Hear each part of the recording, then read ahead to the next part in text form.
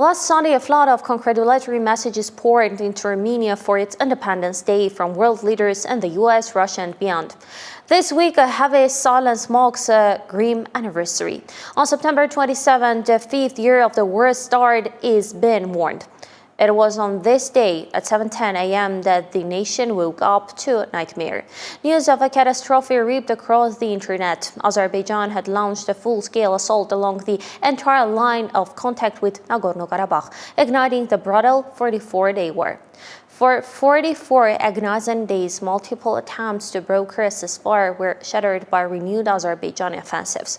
The conflict was finally halted by a trilateral statement signed on November 9th. Brokered by Moscow, the deal cemented Russia's role as the conflict's primary arbiter and etched the names of Armenia, Azerbaijan, and Russia into another chapter of the region's history. But for Armenians, it was a declaration of devastating loss. 7 districts, along with the historic cities of Shushi and Hadrut, were ceded to Azerbaijani control.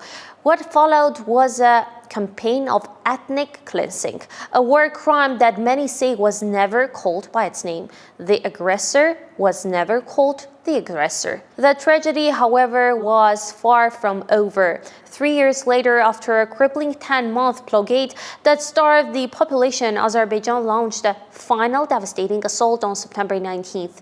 The aggression made the safe existence of the Armenian population impossible.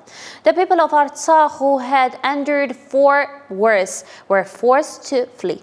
In a matter of days, a torrent of more than 100,000 refugees poured into Armenia, leaving their ancestral homes behind. Nagorno-Karabakh was emptied of its Armenians. In the aftermath, Azerbaijani forces arrested the region's entire military and political leadership, sealing its fate. What happened after the war can only be described as ethnic cleansing. It's a story of unimaginable loss, told tonight through the eyes of my colleague Mary Danielyan, who was forced to flee. She left behind a haunting symbol of her desperate hope, a cross.